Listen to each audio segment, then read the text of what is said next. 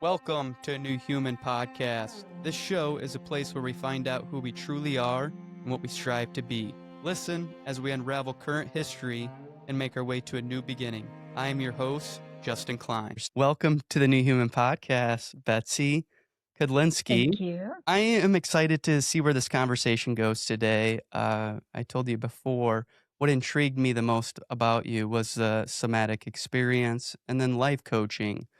And I think as you got into this industry was all about probably yourself in the beginning, figuring out how to heal certain things about yourself, and then that led to helping others.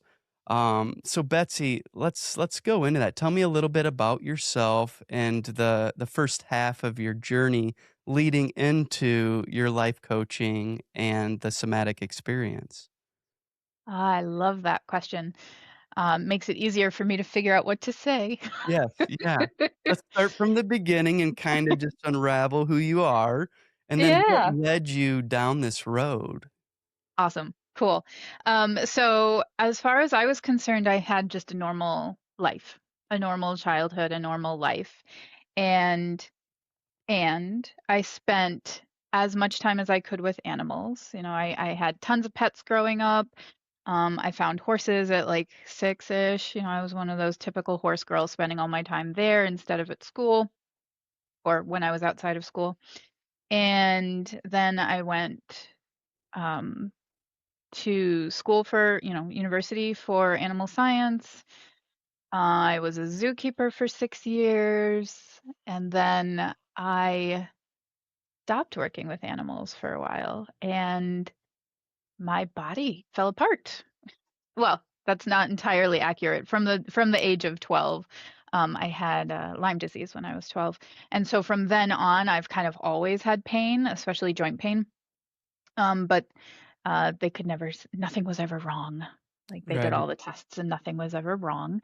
And then uh, I stopped working with animals, and in retrospect, I think that that was a really crucial part. Sure, the jobs that I had were retail and that's stressful and it's hard, but I think it has to do with the animals, and I'd love to circle back to that at some point. For sure. Um, but when I was 29 or 30, I was diagnosed with fibromyalgia, which is a pain syndrome, basically, with a whole ton of other things. I was having migraines 30 to 31 days a month, and um, fatigue and widespread pain as well, and like all the other things that go with fibromyalgia for each individual person. And so I was on the couch for like a year and a half. Mhm. And when I came back from being on the couch, I was like, I cannot do, I read all the self-help books I could, right? I cannot do what I used to do. So I have to find like, where was I happy at some point in my life? And so Yeah. I went back to horses, and I was with horses for a while, and then I had to move. And I worked at a goat farm for a while, and then I moved again, and I worked with more typical farm animals, cows and pigs and chickens and sheep and stuff, and then I crashed again. But somewhere in there, when I was working with the goats, so this is 10 years ago now, um, I began to look at lists of symptoms for PTSD, Mhm. because complex PTSD is much more in the lexicon now, but it wasn't then. And it's only starting, people don't really know what complex PTSD is now, but it's at least there. But back then it was just PTSD. And so I was looking at these lists of symptoms of PTSD and going, why do I have all these symptoms? I don't understand. My life has been great. Mhm. And something in me and the people around me, I had a couple newer friends who were a little bit more aware, a little bit more savvy than I had ever been, just encouraged me. Not like, oh, your life was terrible, just like, yeah, but that's real. And so I started to listen to my body kind of for the first time ever and recognize that, okay, my life has been great. I had a charmed childhood. Everything was wonderful. And my body tells me that these are real. Yeah, for I sure. have these symptoms of PTSD. And so I started to look more. And in the midst of that, I was starting to be trained as a life coach, kind of sorting out what I was going to do next. And and then that brings us to the transition towards more. Yeah, for sure, for sure. Yeah. So, going into it, like, you're saying your body was just in critical pain, and was it from the stress, the anxiety, the PTSD was causing the pain in your body? Now, when I look back, absolutely. Yeah. I came up in Western medicine is it. Mhm. And so I came up in in a microculture. I don't know how to say that. Like part of the culture of Western science, Western medicine could not explain my symptoms, therefore they are psychosomatic. Mm, And so, among other things, this is another term. I have white coat syndrome because for most of my life I've had a ton of physical symptoms and pain and miserableness within this skin thing that I'm wearing, and um, and the doctors just kept telling me nothing was wrong with me. And so now, with what I know now, after my training from the last 8 years, I think that fibromyalgia is a trauma syndrome. I mhm. think that many, again, my opinion only, Yeah. many of the physical manifestations that are autoimmune diseases or syndromes or blood pressure, diabetes are manifestations of how we or our body have been treated all of our lives.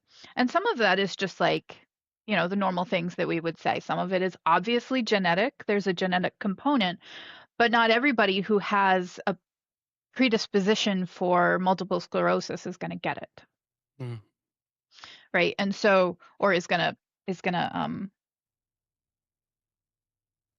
express multiple sclerosis or MS, right? And so and the same goes for heart disease. The same goes for diabetes, and that also has like a research background in the ACEs study, the Adverse Childhood Effects study by Kaiser Permanente. And I think I just heard recently that they handed that study over to somebody else. But um, Kaiser Permanente did this huge study over decades of mostly white middle class um, humans, and they asked all kinds of questions about people's pasts.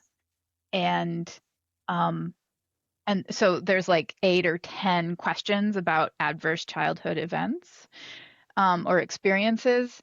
And there are so many more things that we could add to that list. And so that list continues to change. Um, and then there's adverse baby experiences and it's just all these things. But what Kaiser found was that if you had stress in the first 10 years of your life, it it manifests later. mhm. If you had stress that you didn't have enough support around, and that often means, like in my case, there were stressors happening in my family in my early life to my family, which meant that everybody was stressed. Nobody was able to handle it, Mhm. which means that this little body here didn't get what I needed. And it wasn't anybody's fault. My parents tried as hard as they could, but there was so much going on, medically speaking, in my family's case that I just didn't get what I needed. And that turns into expression later in life. For me, it started when I was 12, but then it like cracked down on me when I was like 30, 32. Yeah. No, I like how you put that because I've talked on this show about the first 7 years, the subconscious mind and holding all of those memories, stories that's just imprinted into our body deep, you know, that we're not even aware of as you go on. But I like how you put it, or it's a different way of looking at it, that this child could have had a perfect life, you know, like parents were great to them, but the outside noise, I mean, maybe immediate family members, friends of the family members were going through some tough times, and that was just essentially imprinting on them, you know, where they're watching and seeing like, oh, you know, and they're frightened and scared. It's not like your parents did anything to you or whatnot. I'm just in in this example, but it's just the child watching that and not knowing how to deal with it or understand it, but they're just feeling it. And then that goes into the body, into their mind. And then as they mature, you know, and their brain starts to fully develop, it's like, "Oh, all this stuff keeps revisiting and coming to the surface." And then we ask ourselves, like, "Why do I feel like this?" You know, like, "What is going on?" You know, "I had a perfect childhood. I don't know what to tell you, but I just know I feel depressed. I feel, you know, anxiety when I get around certain crowds. Why do I feel like that?"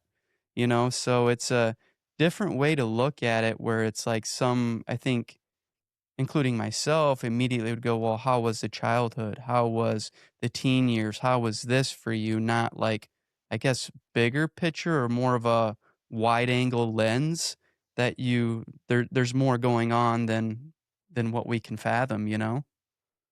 So, So much more. yeah. I think so what I love to talk about is, I worked with animals for 35 years professionally. And I like to say that I still work with animals. They just don't know that they're animals. Mhm. Because we as humans or Western socialized humans tend to think of ourselves as a prefrontal cortex running a meat suit Yeah. robot kind of thing. And we don't give credit to the fact that like we need all of our bodies. And not only we need all of our bodies, but we are. Yeah. Right? We would not exist with just a brain. Like and just a head brain, right? Because there's ample evidence, ample science backing up that there's also a heart brain and also a gut brain, and that we need all of them together. And so if we first have a not good enough childhood, and then we have other things that happen to us throughout our lives, and then we also absorb Western culture, which in my oh so humble opinion is awfully traumatizing all by itself, Yeah. with ad campaigns telling us we're not enough or we're too much or we need this, right? Like it's just like a constant barrage of you are awful and you need this to be less awful. Um, and then never mind like my not my pet things, but like I've been following climate change for 20 years Mhm. and um the current political climate in the US specifically, but all over the world. Um, we, our body is deeply affected and we can't think our way out of it, right? I did therapy for years, right? Talk therapy for years. And I, I think talk therapy might help more now than it did because now I'm in my body. Mhm. If I'm just talking about stuff, I can understand everything that ever happened to me and I can understand it, but that doesn't mean I feel it. That doesn't mean it does any good for me. Yeah, I like how you put that when you're in your body because myself included, when I was, you know, younger, I was the man, you know, the no feelings, no crying, the, you know, just put on a mask to this man that was the Western society, how we were taught. My father, my grandfathers, and so on. Men have to be tough, hard, rigid, you know, and shut the emotions down. And that Honestly, probably 150, 200 years ago, you're in war, you're fighting for your life, the tiger's getting you, whatever it is, that had to happen in those times, but now we're in times in evolution where, we have resources, we have easier lifestyles. Like I look at my lifestyle versus my dad's versus my grandfather's versus so on. And man, it was tough,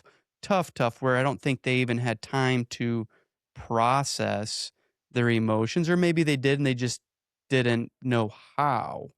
And what I'm getting at is when I look around humanity and a lot of people, like you said, they listen, they talk, they fake it till they make it somewhat, but they're not even making it. And it's because they're not in the body feeling it, because to be in the body and feel it is brutal. I mean, honestly, it sucks, when you have to feel those emotions, anxiety, where you're like, oh, what am I feeling? And then you went into an autoimmune disease, like eczema, psoriasis, all these things that happen. And that happened to me as well. Where it's like, is it the food I'm eating? What's going on? I'm looking at it from the Western angle versus like looking within, looking inside of myself, like what's really going on, and asking spirit and asking certain modalities and people I know, like, how do I work through this? And yeah, it's getting inside the body to, feel those emotions, really feel it is how I believe, in my opinion, how you work through it is you got to feel it to heal it. I always say, like, I mean, healing is feeling and you can reverse it. Feeling is healing. So it's, which, that's going into, isn't that a little what the somatic experience is? Yes. Yeah. Yeah, somatic experiencing is all about, well, it's not entirely about feeling. Hmm. We do bring in meaning and we bring in story and we bring in understanding, but that's only part of what we do.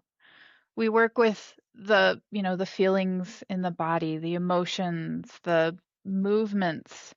We go through and we can um brain fog is real. Yeah. No worries. Yeah. You're We talking about, can resolve trauma by replaying it, going off into dream time and sorting it out and letting our body do what it needs to do, whether that's saying things to somebody or running or fighting, or we allow our bodies to do what it needed to do back then. One of the things that I think I've heard this attributed to a few different people, so I'm not going to attribute it, but it is not mine. Is trauma is in the body, not in the event.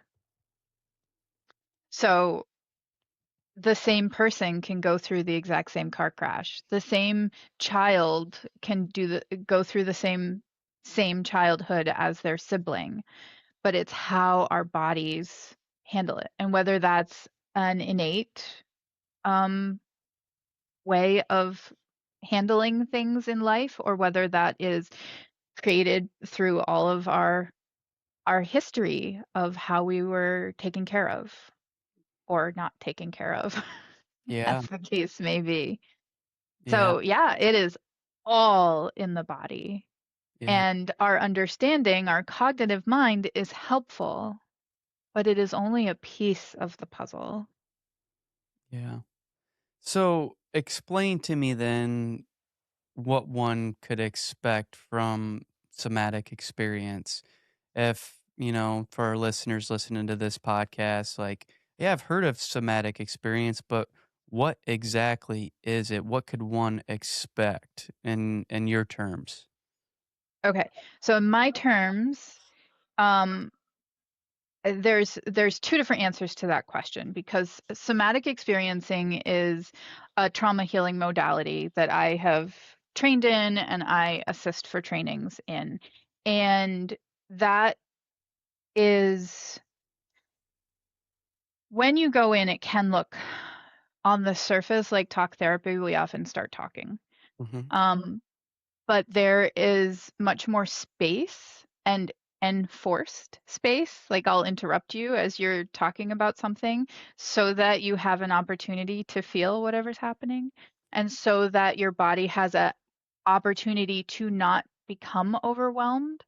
So, and then somatic experiencing also has a touch component that is truly the way that I like to talk about both somatic experiencing and the touch component is that we are holding a container with our either presence or our hands for the body to do what it needs to do.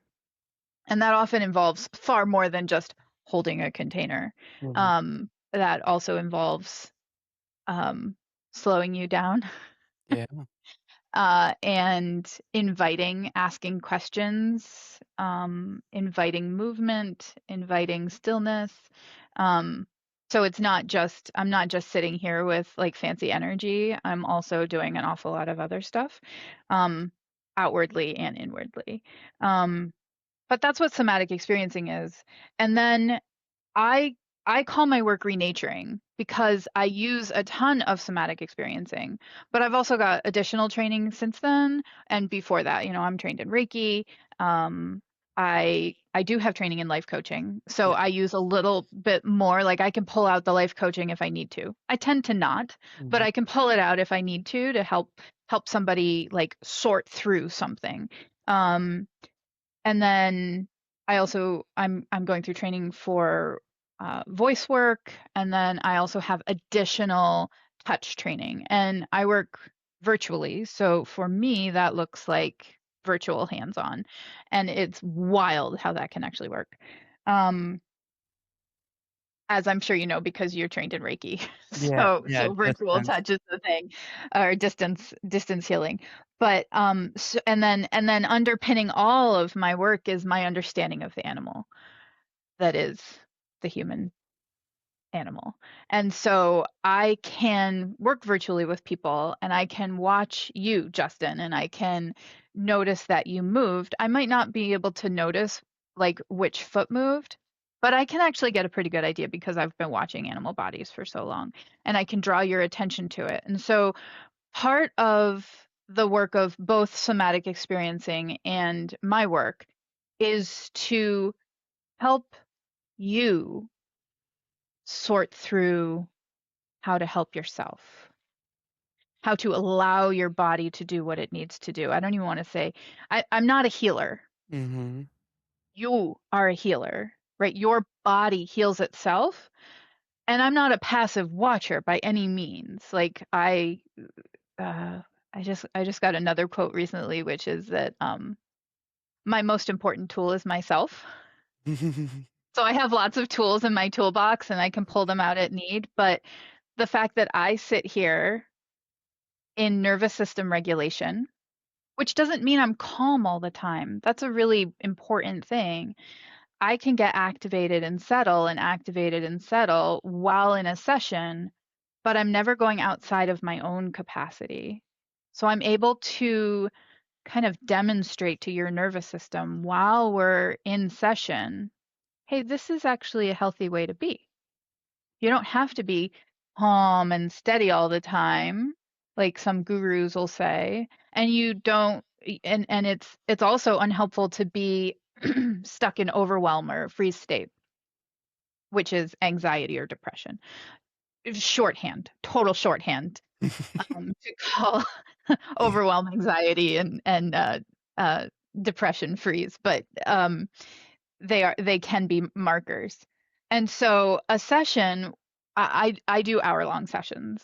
And so we will spend some time talking, some time settling the nervous system, some time in education about the nervous system or trauma in general or whatever. And then also, like I said, I'll use touch work if somebody feels perfectly okay with it. Um, and and the goal is for your nervous system at the end of an hour to feel probably a little tired because we've just worked it and asked it to not go off into overwhelm and to not go down into freeze. Or if we do, we come back, and that takes muscle. So we are like creating new neural pathways, and we're like in effect strengthening your ability to see where you're at, to do something about it, and to be there for all of that horrible stuff that you were talking about earlier and how much it sucks to be in your body as you've been catapulted out of your body and not feeling your feelings for decades, right? Yeah. And and then you come back in and it's awful. And Yeah. so part of my job is to be here for you Yeah. because it is awful. It is. It's really hard. Really hard. And you don't have to do it alone. Like Yeah. all the self-help books in the world are helpful. But we're a social species. We need to do this together. Absolutely.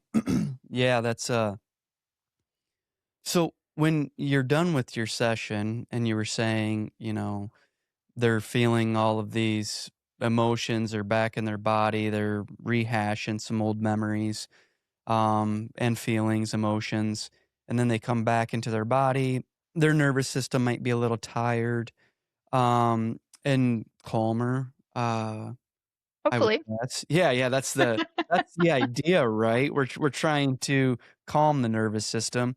Now, when they're done with that session, that night or let's go a week, after the session, do you notice some of your clients, like, are they incorporating what they just experienced into, like, a day-to-day thing? Not so much reliving memories, but where they're like, "Okay, I felt that, and it was uncomfortable, but now I'm calm, I'm collective with my thoughts of how to go to the next moment of my day." You know what where I'm getting at is like a let's say a Absolutely. What do people take out of this work? yes, like I'm thinking of a nurse Yes. or a doctor or something like that that's high-paced job where you're like going to help people going, going, going, but you can do that just, like with a chicken with your head cut off, just running around and, just fight or flight mode where your nervous system is just amped up, or you can be calm and collective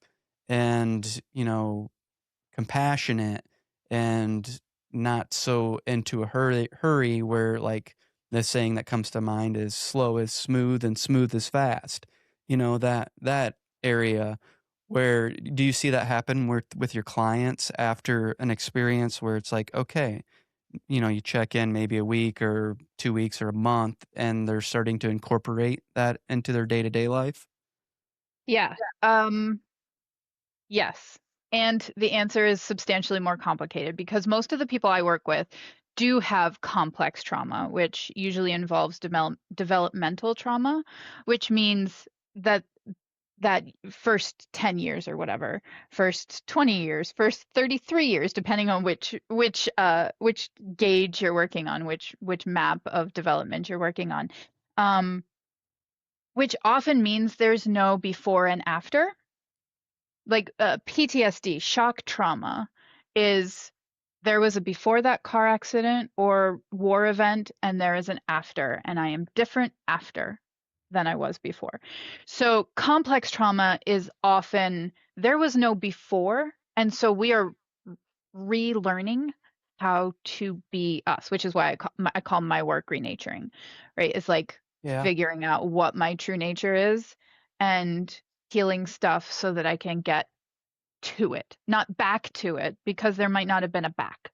So the people that I work with, I do work with some people who have been fine and have had a couple big events. And then we work through those events and life changes and shifts. And if you're not watching me, I just settled back in my chair and just kind of, oh, I can handle life again kind Yeah. of thing. When it's complex trauma, it is I can say from experience because I don't think you have to live this work to give it. Like I have to heal and I have to keep healing from my lifetime worth of trauma. And then also, this is really important. I have, and probably you and probably everybody I've ever seen has not just a lifetime of trauma, but a lifetime of using those coping strategies that worked well in that moment or in that time of life. And then we keep using those strategies. So they are hardwired in there. And so when I talk about coming out of a session and feeling tired, it's because we just made new neural pathways because we decided not to stay in those old ruts. But those old ruts are very magnetic. Yeah. They will bring you back. And that's not necessarily a bad thing because you're still here, Justin, Mhm. right? Yeah. That is survival. And so what we need to do often is I work with people over time, most often, Yeah. weekly or every other week. Um, and we're creating those new neural pathways with the personal trainer, right? Like with the Mhm. physical therapist involved me, right? Like I am making sure that you don't fall into those ruts again. Or if you do, we notice them and we're aware of them. We're like, wow, what was that for? Yeah. Yeah. And so, your question as to days or weeks after a session often happens for me and my clients after we've been doing some work for some months, or sometimes it's weeks, but months or even like years later. It continues to build. This work continues to build. I've got clients that I've been seeing for 3.5 years, and I've been seeing my practitioner for 4.5 years, right? Like it's just um, so the first thing that I almost always hear from people is, "Oh my God, I heard you talking in my head," which is a weird thing the first few times I heard that. And now I'm just like, "Oh, good. What Yeah. was I saying?" And so it brings people back to themselves. They begin to come back to themselves. And you were talking about doctors or nurses, right? And sure, we are growing nervous system capacity. That's a huge part of my work of uh, growing our ability to stay with activation and settling. And I'm very very purposefully using both activation and settling because there's a lot of us who live, maybe doctors and nurses, who live in that like super activated state. And settling even just a little bit feels unsafe. And so a lot of my clients come to me because, sure, yeah, I can stay activated. I can be with the hard stuff, but I don't feel any joy. I don't feel any happiness. I don't feel calm. I don't know how to do that. And so that's one of the things we're working on. So we're working on capacity in all different directions and boundaries. So the first thing that's going to change is not going to be the nervous system capacity because we got to figure out where your capacity is right now and then just kind of nudge the edges like training for a marathon, right? You don't go full out immediately. Slow is fast and fast is slow, which is very similar to the thing that you just said. Yeah. So we grow things slowly, but what happens first is that people notice where they are not serving themselves, right? A doctor or nurse might recognize that they actually do need to take a pause now and then instead of running to the next thing and pausing at the end of their shift, right? Even though it's against culture, Yeah. right? They might begin to take care of themselves differently as they recognize what's happening in their body and their nervous system. Yeah.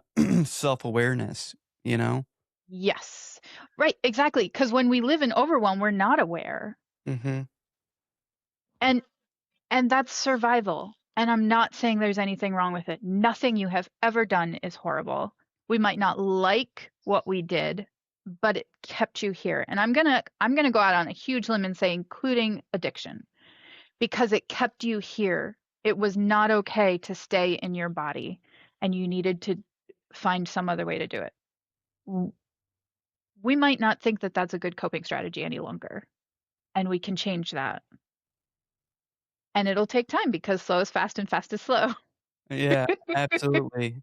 Yeah, I mean, myself included, I think all my years, that's where my, journey started with was addiction, alcohol, and looking back at it now, being sober and going backwards and looking what I was doing, I think it was so much trauma that I had went through that I didn't know how to deal with it in my body. So when I would get that feeling from, being drunk or buzzed or whatever it was like I'm not feeling my body. It was like almost like numb, to where I'm like, okay, now I don't have to deal with that. But then as with any addiction, you just keep going and going and going because in my opinion, like for myself, I wasn't ready. I didn't have the courage. But then it was just one day where it's like, today is the day, no more alcohol. And then day two, today is day two, no more alcohol, day three, and then talk therapy and everything else, But it was, I mean, yeah, I know that's how I felt. So I can't not imagine that others don't feel that way when they go through something traumatic and they might not even know really what's going on, with themselves. Like, why do I feel like this? But I don't like how it feels. So I'm going to suppress it or just tiptoe around it or not even look at it, because I don't like how it feels, and that happens too. So, Exactly. yeah. Or we've been enculturated, we've been trained to not get angry Mhm. or not cry Yeah. or always look at the bright side or, like fill in the freaking blank there, Mhm. right? And then if we don't have access to our emotions, if our emotions are bad or wrong or dangerous, then that is an entire way of expressing that Yeah. we don't have. And we are a whole animal, we are a whole person, and we need all of our range of expression, whether Mhm. that's physical, running away from something, quitting something, um, pushing back at something, right? Or whether that's feeling emotions and expressing them, or whether that's actually talking about the thing that just happened. Yeah. I mean, like I had a charmed life, except I didn't. I totally didn't. It Mhm. was just at that moment, like I had looked through the lens of positivity. I had looked at my life through the lens of rose-colored glasses for 3 decades. And then it took me years to begin to look at them like with clear glasses and going, "Oh my God, Yeah. Yeah. not so charmed." Yeah. Right? Yeah. And those rose-colored glasses themselves were trauma Right. because I was taught to look at it that way. So I want to say one other thing about changes because if you go slow and steady, I like to talk about it like is it a transverse fault that like it gets kind of stuck, it's trying to move sideways against each other and it gets kind of stuck and then it pushes and pushes and pushes and pushes and then all of a sudden it shifts. Mhm. I've had those moments. I've had plenty of clients have those moments where I had one session, I have no idea. My body was doing some weird, wacky stuff, and there was basically no words and no meaning. And the meaning that I could assign to it was like, good Lord, I just had a class in this. Of course, this is what's going through my head. And 3 weeks later, I realized I hadn't had a migraine Yeah. in 3 weeks. And like I said earlier, I was getting migraines 30 to 31 times a month. And that has gone up and down over the last, you know, 15, 16 years since I've had my first crash. But I now get migraines once a quarter, Yeah. sometimes a little bit more often, and I can usually track down why. Yeah. Right? Like I got triggered. I got Mhm. super stressed. And then I went back to my coping strategies or I fell back on trauma patterns in my body. And so I got migraines. So one session stopped my migraines, but I had been working for a long time to get to that place where my body could take it in and use it in that way. Yeah. Yeah. I was working with somebody a couple years ago who had, I think she was like a pre-Parkinson's diagnosis, and she had stuff going on with her hip. And I worked with her, and I didn't know what I was doing at that point. I I don't remember even how long ago. It might have been 3 years ago.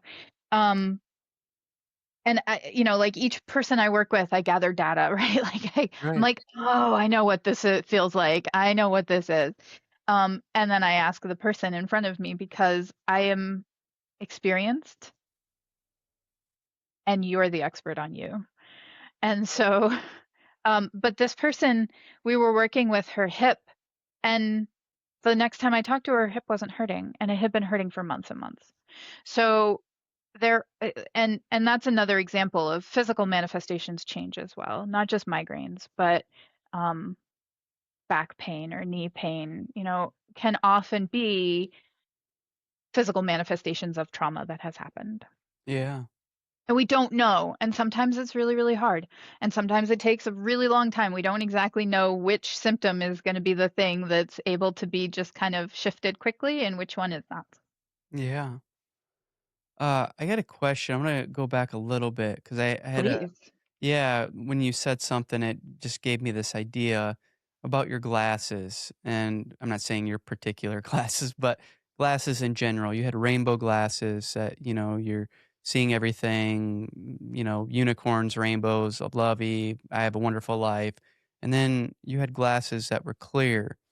Now, I'm just hearing perception. I mean, that's what's going on is perception.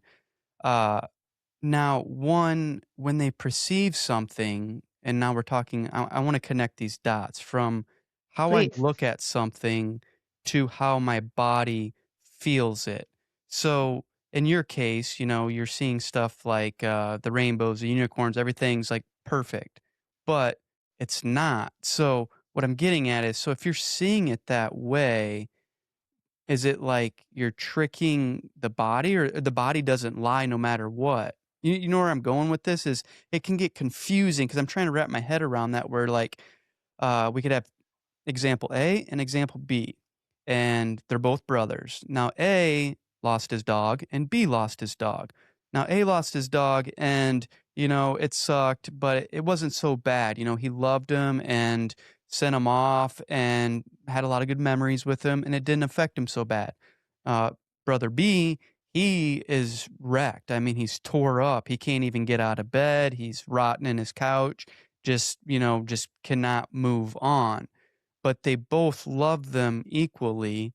It's just A is seeing his dog going on and continuing into another chapter, and B is just like, I completely lost my dog.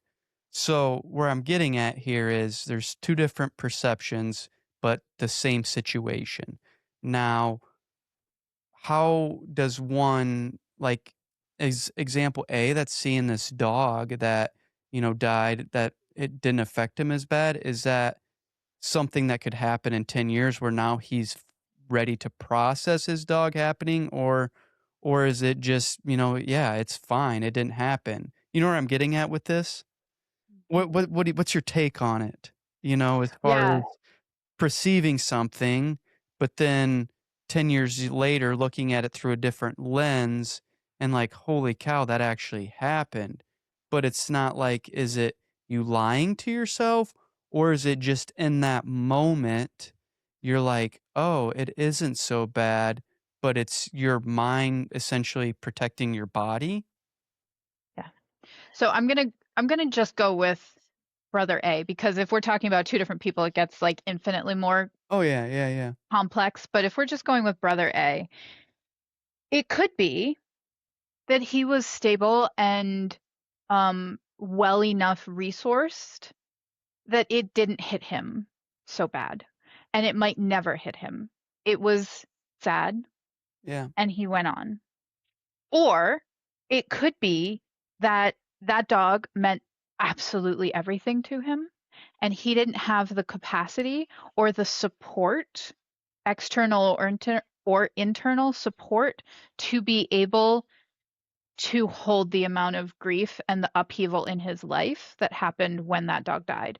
And 10 years later, either his I might call it allostatic load, like the amount of stress that's built up over his lifetime, is so much that he can no longer continue to like keep a lid on all of these things, or he has the bandwidth, the capacity, the support needed now 10 years later to actually look at that.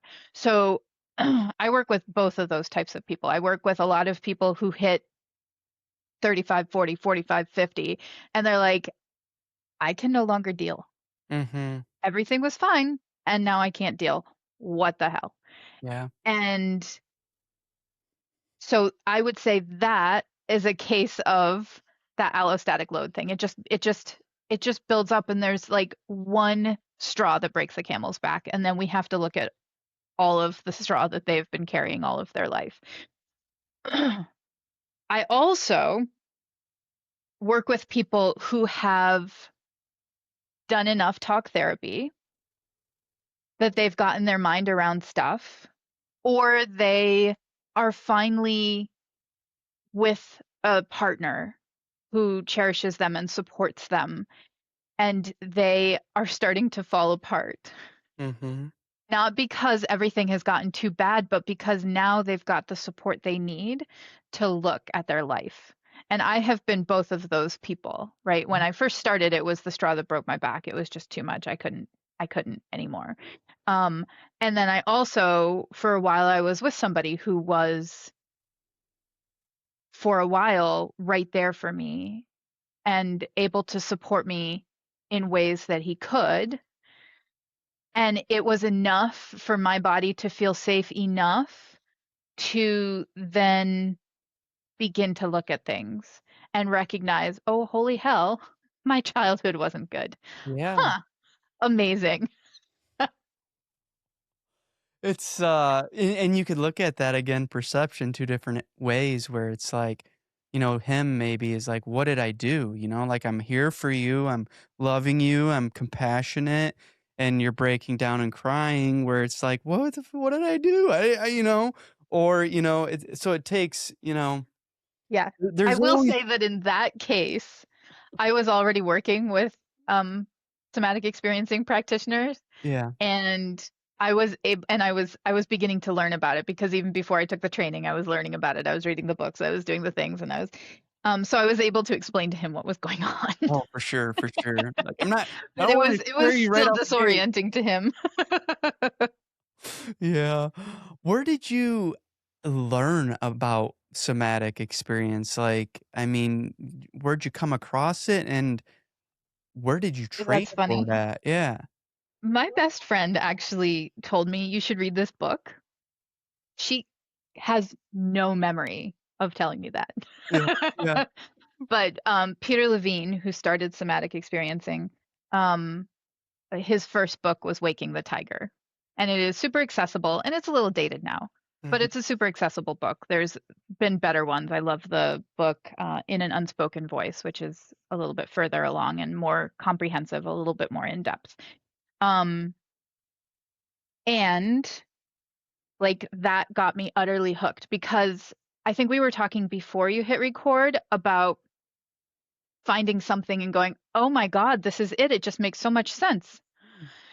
And that's what this was. I think because of my history of working with animals and working with animal nervous systems, like it's just like, oh, right. Because a lot of what somatic experiencing came from is sure psychology and um, all the different. He's a, he's a doctor for sure, but I think he's got like two. I don't remember, but ethology is the study of animal behavior, and so there was a lot of ethology and then actual um, study of like indigenous humans and how they have done stuff with it, which is I want to be very clear that is not ethology. That is not animal behavior. That's different. But so I found somatic experience and I was like, oh my God, I'm home. Like this is just like this allows me, my background in animals allows me to be very good at this because it just feels like, oh yeah, of course. And now I have ways to explain it and do it on purpose instead of by accident, like I've been doing for decades.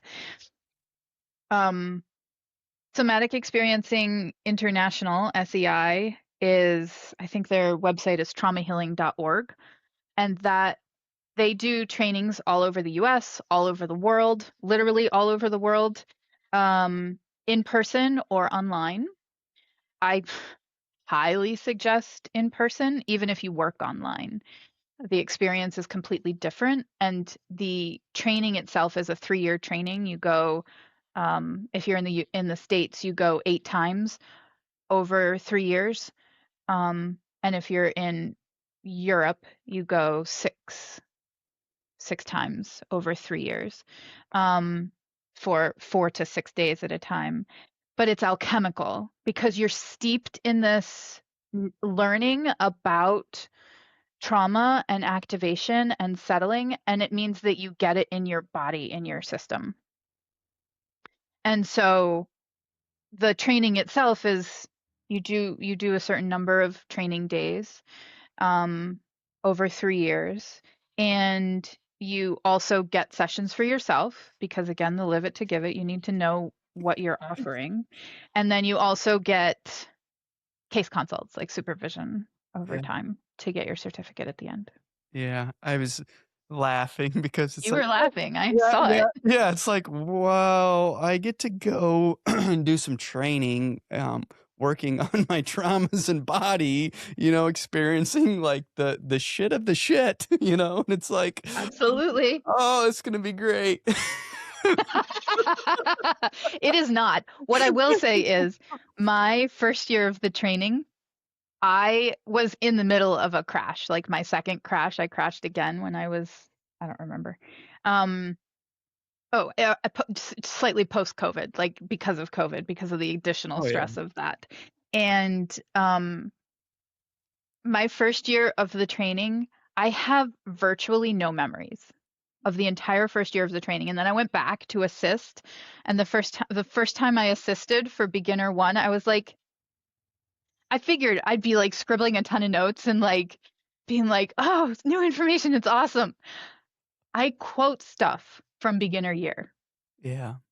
I have been since then. Like it just hit me on a deep level that was beyond the freeze state that I was in for that whole first year. I talked to my trainer as I was graduating the program, and she was like, "Yeah, I definitely thought you were going to be one of the people who didn't finish beginner year."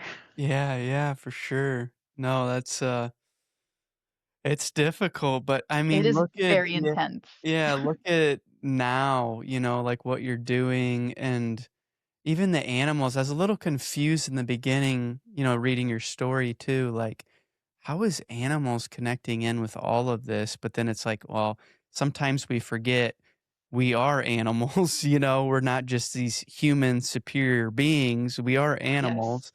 And animals, like, especially like, I have a dog. Many listeners have a dog or cat or, the four-legged pets, and they're very after you live with them a while, you can really hone in what they're asking, what they want, what they're Mhm. trying to tell you, and they don't speak our language. It's just patterns in their body and how it's Exactly. reacting.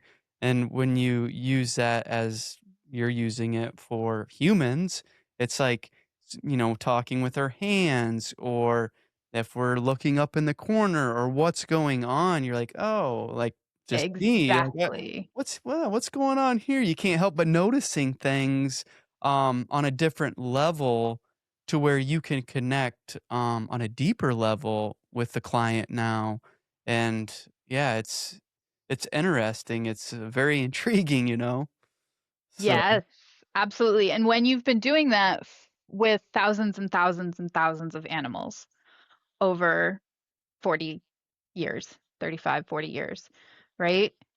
because if you include just having pets, then it's Mm, 45 years, right? Like it's yeah, all the years. Um, yeah. but and everything from goldfish to tigers to, obviously horses and livestock and stuff like that. And then herds. I also work with groups of people. And so working with herds of people, herds of animals, and watching them being real and natural Or is, yeah, go yeah, ahead. I was gonna say, or not being real and natural, where Exactly. you can find an alpha, and then you just, have a group of 10 people and watch them look, and their eyes are like, staring each other's ways and like, "I don't know how to act here." Like, "Okay, you can see he's a big dog. I'm gonna quiet myself down in the corner over here." And nobody's talking. This is all narrative I'm saying to you, but you can see that happen without words, you know? Exactly. Yeah, Exactly. And so bringing all of that understanding to humans, then I say the quiet thing out loud. yeah, Not always, yeah. when it's useful. I say the quiet thing out loud. I say, "Wow, you're, you just settled back into your chair and crossed your arms. Hmm, what Mm, happened?" yeah, Right? What does that feel like in your body? Instead of saying, "Oh, you just looked up and to the left, does that mean that you're lying?" Because that's inaccurate, right? It could mean that something fell from the top on the left, and so they constantly look up to the left yeah, in their body, right? So, but like crossing your arms doesn't always mean that you're upset. It could mean that you're scared as hell and you're trying to hold yourself together. It could mean that you're super excited and the only way to keep a straight face is to like just tighten everything and hold in, yeah. right? And so I get to be super curious all the time. It is so fun to just be curious about what's going on. With animals, I get to be curious and wait and see. With humans, I get to be curious and ask and then still wait and see because our brain might give us the wrong answer. So fun. It is, it's a fun role, isn't it? I mean, just in general for a practice, Mhm. observing without I mean, observing, you can go and part of my training, that's all I did was just observe, observe my emotions, observe my thoughts, observe others, but no judging, just watching and seeing what happens and what you can learn. And, that's I think where I'm going with this is if many humans out there, if they would just take some of these simple, free practices, how much of a better world we would live in, a more compassionate world instead of instantly just judging or this and that, but just observing and being curious of, well, it could be this or it could be that, or it could be both. I agree wholeheartedly. And I will also offer that one can only be curious when one is feeling regulated and safe enough, Absolutely. right? In that Yeah. we can polyvagal theory, polyvagal framework. I use a polyvagal framework. There's a lot of scientific hoo-ha going on about polyvagal theory, but I use a polyvagal framework because it's helpful and it works in my work. So the ventral vagal um, rest and digest place is where we can be curious, where we can play and it's actually play and not competition, where we can lie quietly with our friends or our dogs or our lovers, right? And then as soon as we get into a survival of fight or flight mode, then it's really hard to be curious, Yeah. right? And instead of having a curiosity and a strong intuition, we end up having like a skewed intuition. Like it's just not quite right. It's going to be things are bad. We know things are bad. Our bodies are telling us things are bad, even if our brains aren't. And so we're going to be looking for the things that are bad. Yeah. And then if we go into freeze, which is a dorsal vagal state, then we're paranoid. We're trapped. Nothing is ever going to get better. I'm confused. I can't move.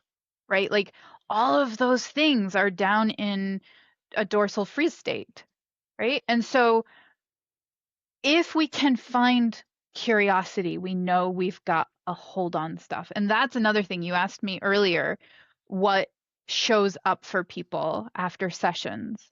And that being able to be more curious. And I don't mean like sometimes I mean, but I don't mean in this case stepping out of yourself and watching yourself going, "What the hell are you doing?" which is totally true and is totally possible, but if you have the capacity to hold some curiosity, you're doing great. Yeah. You're probably still within your zone of confidence, your window of tolerance, your nervous system capacity. Yeah. Wow. What it's so exciting just hearing you and all of this information. I mean, it for me, like interviewing some of these guests and kind of packing it all together, it's all very similar. There's a lot of roads that cross each other. Absolutely. There's a lot of different roads to the end point. Yeah, yeah, And we can use all of them. We can use one of them. We can use which ones work. And yeah, sometimes some of them work at certain points in our lives, and some of them work later or earlier, and they yeah, might stop working. But man, yes. Sorry, you were yeah. saying? Well, it's like even the roads, like in neural pathways, that's what I've call the roads, you know? Hmm. And it's like I've had people and some clients ask me like, "Well, are you done healing it?" And it's like, "No," you Ah, know? ah, You know, it's like ah. it's the journey, it's not the destination, you know? But it's I can see something that would trigger me now or something that was troubling for me to go through is that road is a lot smoother and it's a lot more wider, versus in the beginning, it was very narrow and very bumpy and rocky. So it's like I can see it and witness it, but it doesn't harm me and alarm me as much as it did in the past. And I Yeah. think that's where with your somatic experience and with clients is that's where it's going is it's opening doorways to the rocky road, and we're looking at it and getting to experience it, and then maybe a month or 6 months or a year now, that rocky road comes up and it starts turning more into a rainbow road, where it's like, "Oh, it's still there, I still remember that, and I still experienced that, but it's not controlling me, it's not taking over my life, I'm not, being overwhelmed by it." So, Mhm. And when it grabs me, I recognize it. And I'm like, oh, oh, I mean, I remember this, but holy moly, yeah. let's do something about this now. Yeah. Hello. Yeah. Oh, Yeah, so yeah. we have to create new pathways. We have to create new world roads. Excuse me. Yeah. We're I don't think that we are often smoothing the rutted carriageways. I Mhm. think that we are more often creating new neural pathways. I think that resolving trauma does help to like smooth out those roads, Mhm. but I think we're doing a lot of rewiring. Yeah, for sure. For sure. So with the life coaching, is this different than for you, or do you just incorporate the life coaching in with the somatic experiencing? Oh, I do one thing, One and that's thing? that's entirely inaccurate because if I see 16 people in a week, then I do something different for every single person because I'm always working with the human in front of me at this moment. Yeah. Um, so yeah, occasionally I'll have somebody who has a goal that they want to reach, that's tangible, and we'll spend 15 minutes per session, like doing the little steps and holding accountability for them, but that's pretty rare. For the most part, I just incorporate everything and then occasionally slip in life coaching stuff. Yeah, Um, for sure. yeah, I mostly just work with people with trauma. Yeah, Not even well, mostly. That's what I and do. and life coaching for, the business guy that acts like he's got his shit together, seems a lot more of a, "Well, where are you going?" "I'm getting some life coaching done," versus, I'm going to get some somatic experience done. You know what I'm saying? Yes. Yes. I work with some high level horseback riders. Yeah. So like kind of like high performance people. Yep. And they're just people like everybody else. But what we do is a little different. Absolutely. Again, I tailor it to the person in front of me. And if they have a great big international show coming up, we're not going to be working on um, their trauma from 3 years ago or their childhood trauma. We're going to be working on what is really important to make sure that they can get through this show really well. For sure. How do people get a hold of you? I have a website, betsykudlinski.com.